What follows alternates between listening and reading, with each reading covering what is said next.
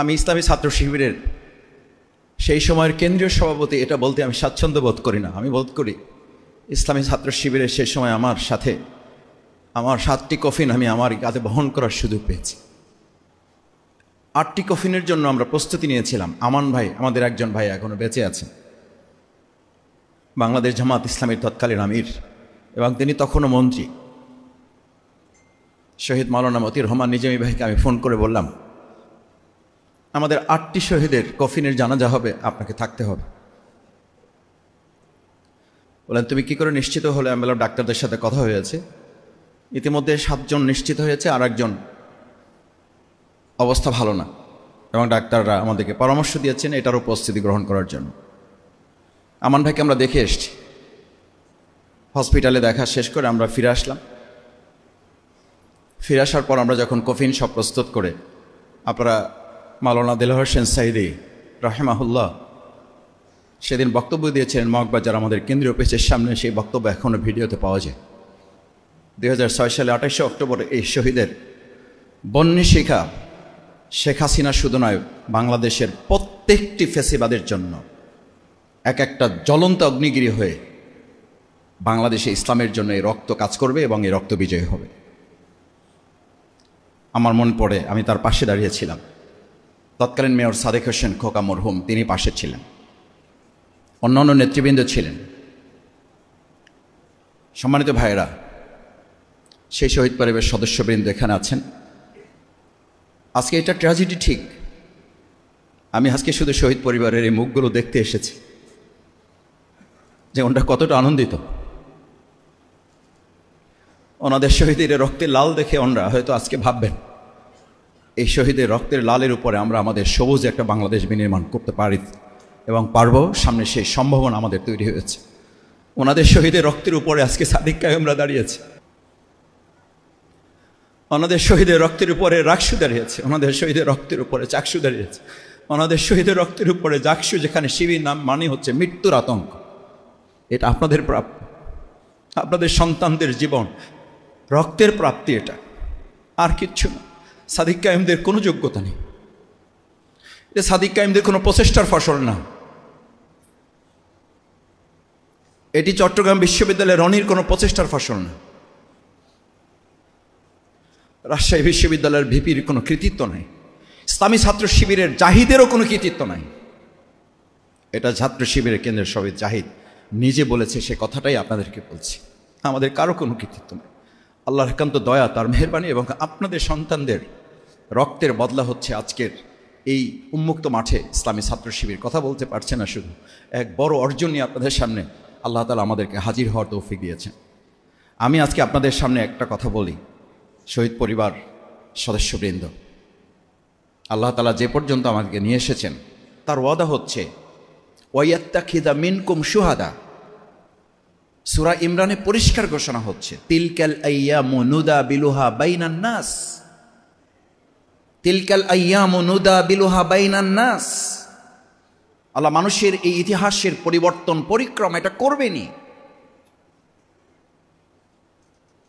এবং কি কারণে করবেন আল্লাহ তাআলা সেটি জানাচ্ছেন। ওয়ালিয়ালামাল্লাহুল্লাযীনা আমানু, তারা দেখতে চান প্রকৃতপক্ষে কারা তাদের মুখের কথার সাথে কাজের মিল রেখে ইমানের দাবিতে তারা বিশ্বাসী, কারা প্রকৃতপক্ষে দেশপ্রেমিক, কারা ইসলামের জন্য কাজ করেন, কাদের মনে মুনাফিকি নাই, কাদের মধ্যে আমানতদারিতার হীনতা নেই, কাদের মধ্যে চরিত্রের হীনতা নেই, এটি আল্লাহ বাছাই করতে চান, যাচাই করতে চান। ওয়ালিয়ালামাল্লাহুল্লাযীনা আমানু, শুধু ইমান মুখে বললে হবে না, এটি দেখতে চান আল্লাহ তাআলা। সেই জন্য এই পরিবর্তন, সেই জন্য 2006 28 অক্টোবর, সেই জন্য 2024-এর 5ই আগস্ট। ওয়ায়াত্তাখিযা মিনকুম শুহাদা, আল্লাহ তাআলা তোমাদের মধ্য থেকে এরকম কিছু লোকের ঈমান যাচাই করতে গিয়ে, শুধুমাত্র যাচাই প্রক্রিয়া না, যাচাই প্রক্রিয়া একটা পর্যায়ে তোমাদের মধ্য থেকে কাউকে কাউকে আল্লাহ তাআলা শহীদ হিসাবে কবুল করেন। ওয়ায়াত্তাখিযা মিনকুম শুহাদা, এটি আল্লাহ তাআলার পরিকল্পনা। ওয়ালিউমাহিস, এবং আল্লাহ তাআলা এর মধ্য দিয়ে আমাদেরকে পবিত্র করেন, পরিচ্ছন্ন করেন, আমাদেরকে রাষ্ট্রের জন্য, দেশের জন্য, জাতির জন্য, ঢাকা বিশ্ববিদ্যালয়ের জন্য, রাজশাহী বিশ্ববিদ্যালয়ের জন্য, চট্টগ্রাম বিশ্ববিদ্যালয়ের জন্য, জাহাঙ্গীরনগর বিশ্ববিদ্যালয়ের জন্য আমাদেরকে তিনি উপযুক্ত করে গড়ে তোলেন এই প্রক্রিয়ার মধ্য দিয়ে। ওয়ালিউমাহিস, আমি আল্লাহ তোমাদেরকে পবিত্র পরিচ্ছন্ন করে দেশ এবং জাতির জন্য তোমাদেরকে প্রস্তুত করি। শুধু তাই না, আমি যে কথাটি বলার জন্য আয়াতের প্রসঙ্গ টেনেছি, শহীদ পরিবারের সদস্যবৃন্দ, আল্লাহ তাআলা শেষ বক্তব্য হচ্ছে ওয়াইয়াম হাকাল কাফিরিন। শুধু আপনাকে যে বিজয়ী করবেন, আমাদেরকে যে বিজয়ী করবেন তা না, আমাদেরকে যারা পরাজিত করেছিলেন বা পরাজিত করতে চেয়েছিলেন, আপনার সন্তানকে যারা শহীদ করে মনে করেছিলেন 2006 সালে 28 অক্টোবর আমাদেরকে শেষ করে দেবেন। 3টি কারণে 28 অক্টোবর। ফার্স্ট, 2001 থেকে 2006 পর্যন্ত একটা সুন্দর রাষ্ট্র বিনির্মাণে যে 2 জন মন্ত্রী সবচেয়ে বেশি দুর্নীতি মুক্ত থেকে রাষ্ট্র বিনির্মাণে সহযোগিতা করেছিলেন, আওয়ামী লীগ, শেখ হাসিনা এবং পার্শ্ববর্তী একটা রাষ্ট্র সিদ্ধান্ত নিয়েছিল এই ধারাবাহিকতা যদি অব্যাহত থাকে বাংলাদেশে আর কোনো দুর্নীতিবাজ সরকার প্রতিষ্ঠিত হতে পারবে না। তাই এই দুর্নীতি মুক্ত মন্ত্রীদেরকে যে কোনো মূল্যে হত্যা করতে হবে। প্রথম টার্গেট ছিল নিজামী এবং মুজাহিদ ভাইকে হত্যা করার পরিকল্পনা। টার্গেট করে বোমা নিক্ষেপ করা হয়েছে। নিজামী ভাইকে বলা হয়েছিল আপনি একটু বসে যান। এখন আমরা স্টেজের অল্প কাছে ছিলাম, মতিউর রহমান মল্লিক ভাই আমাদেরকে পরে বলেছিলেন, আমি নিজামী ভাইকে হাত ধরে টেনে বসাবার চেষ্টা করেছিলাম যে বোমা নিক্ষেপ হচ্ছে, আপনি একটু বসুন। আমিরে জামাত দ্ব্যর্থহীন কণ্ঠে বলেছিলেন, জামাত ইসলামী নিয়ে অনেক কথা বলা যায়, বলছেন অনেকে। আমিরে জামাত নিজামী ভাই সেদিন বলেছিলেন, আমার একজন কর্মী সমর্থক আজকে ময়দান থেকে চলে যায় নাই, বসে যায় নাই। সেখানে মতিউর রহমান নিজামী 1 সেকেন্ডের জন্য এখান থেকে মাথা নিচু করতে পারে না। তিনি তার বক্তব্য, তিনি তার কথা অত্যন্ত দৃঢ়তার সাথে শান্তভাবে তিনি বক্তব্য উপস্থাপন করেছিলেন। ইতিহাসে সেটা ছিল একটা ঐতিহাসিক মাইলফলক। দ্বিতীয় টার্গেট ছিল জামাত ইসলামীকে দমন করে গোটা মানব জাতির মধ্যে একটা ভয়ের রাজ্য তৈরি করা, যেটার মাধ্যমে তারা বিগত 15 বছর পরিচালনা করতে পারবে বলে মনে করেছিল। আপনাদের একটু বলে রাখি, ছাত্র শিবির জামাত ইসলামীকে নিয়ে যারা এখন ভয়ভীতি দেখান, হুমকি দিচ্ছেন, নিষিদ্ধ করার দাবি তুলছেন, মুখরোচক বক্তব্য দিচ্ছেন, এই সব ধাপ জামাত ইসলামী ছাত্র শিবির আল্লাহর একান্ত মেহেরবানি, শহীদ পরিবারের এই গর্বিত সদস্যবৃন্দের দোয়া বরকতে আমরা এগুলো পার হয়ে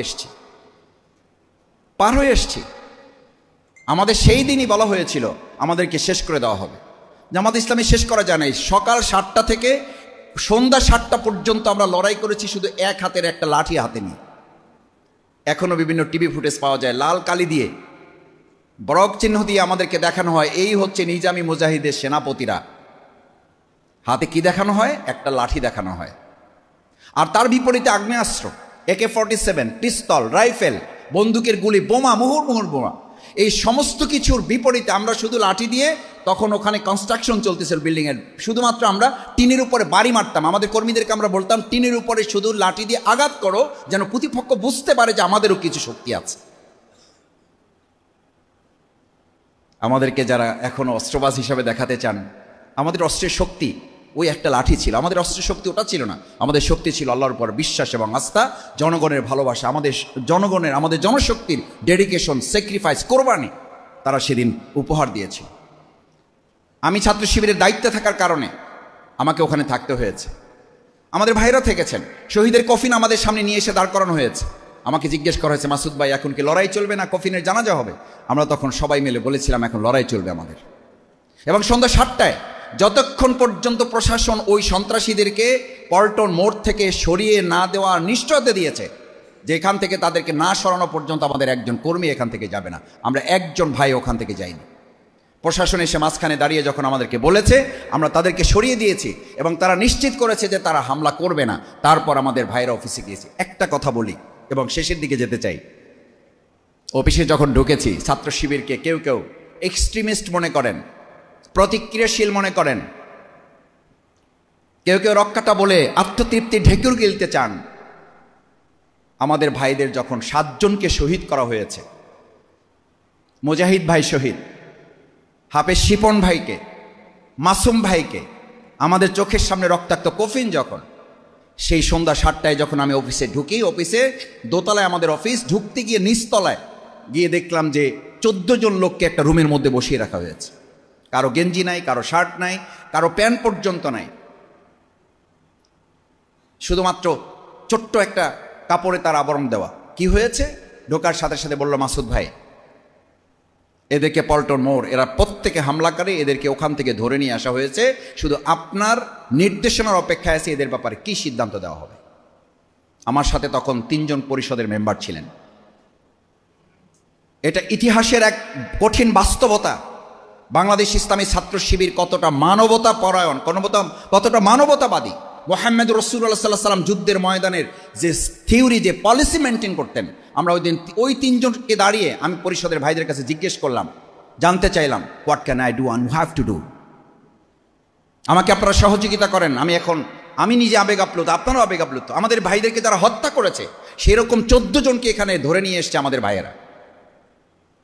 পুলিশের কাছে দেওয়া হয় নাই, কারণ পুলিশ তখন আমাদেরকে সহযোগিতা করছে না, আইনের তারা তোয়াক্কা করছে না, বিশ্বাস করছিল না পুলিশের হাতে দিলে কি হবে। আমাদের 3 জন ভাই পরামর্শ দিল, ভাই যদি তাদের ব্যাপারে কোনো সিদ্ধান্ত হতো সেটা যুদ্ধের ময়দানে, সেটা মাঠেই করতে হতো। এখন রুমের মধ্যে ঠান্ডা মাথায় তাদের ব্যাপারে কোনো সিদ্ধান্ত কার্যকর হতে পারে না। আমি তখন বললাম, আপনাদের এই পরামর্শকে ধারণ করেই আমি ভাইদেরকে বললাম, তাদের জন্য শার্ট কিনে নিয়ে আসা হোক, তাদের জন্য গেঞ্জি নিয়ে আসা হোক, তাদের জন্য জুতা কিনে নিয়ে আসা হোক, জুতো নিয়ে আসা হলো, গেঞ্জি নিয়ে আসা হলো, প্যান্ট নিয়ে আসা হলো, কারোর জন্য পাঞ্জাবি কিনে নিয়ে আসা হলো। নিয়ে এসে যখন তাদেরকে এগুলো সব গুছগাছ করে দিয়ে আমরা তাদেরকে ছেড়ে দিচ্ছি, ওই অবস্থায় ওখানেই 14 জনের মধ্যে 4 জন ভাই বললেন যে, ভাই আমাদের ভুলভ্রান্তি হয়েছে, হয় নাই, এ নিয়ে আলোচনা করতে চাই না। আপনাদের এই ব্যবহারে মুগ্ধ হয়ে আমরা আজকে থেকে ইসলামের সাথে কাজ করার জন্য প্রতিশ্রুতি দিচ্ছি। বাকি 11 জনের মধ্যে 3 জন সাথী হয়েছিল, বাকি 11 জনের মধ্যে 3 জন সাথী হয়েছিল, 8 জনের মধ্যে 2 জন, আমি পরবর্তী পল্টন থানায় যখন 2 জন রোকন হয়েছিল। This is Islam, this is ইসলামী ছাত্র শিবির, দিস ইজ বাংলাদেশ জামাত ইসলামী। সম্মানিত সুধীমণ্ডলী, শহীদ পরিবারের সদস্যবৃন্দ, আমি আপনাদের কাছে অনুরোধ করতে চাই, আসুন আজকে বাংলাদেশের এই প্রেক্ষাপট 2024-এ এসে আমরা 2006-এও দেখেছি জামাত ইসলামীকে টার্গেট করা। তখন কিন্তু আরেকটা সমাবেশও চলছিল পল্টনে, নয়াপল্টনে, কিন্তু তখন বিএনপি অফিসের প্রোগ্রাম চলমান এবং 4 দলের জোটের কর্মসূচি সিদ্ধান্ত ছিল আমরা এখানে প্রোগ্রাম করব, তারা ওখানে প্রোগ্রাম করব। আমি এই কথাটা এই কারণে বারবার বলি, বাংলাদেশ ইসলামী ছাত্র শিবির বাংলাদেশ জামাত ইসলামীকে টার্গেট করে হামলা করা, কথা বলাটা এই দেশের কোনো সুশীল সমাজের একটা ট্রেডিশনে পরিণত হয়েছে। মানে কেউ যখন হাইলাইটস হতে চায়, কেউ যখন নিজেকে জাহির করতে চায়, এটার একটা পথই হচ্ছে জামাত ইসলামী ছাত্র শিবির কিনে কথা বললেই তিনি হাইলাইটস হতে চান, তিনি নিজেকে জাহির করতে চান, এবং এটা একটা পথ বের হয়েছে। সেদিনও 2006 সালে 28 অক্টোবর পাশের প্রোগ্রাম হচ্ছে, মাথা ব্যথা নেই, ওখানে হামলা নেই, ওখানে সংঘর্ষ নেই, ওখানে শাহাদাত নেই, ওখানে পুলিশের কোনো বিষয় নেই।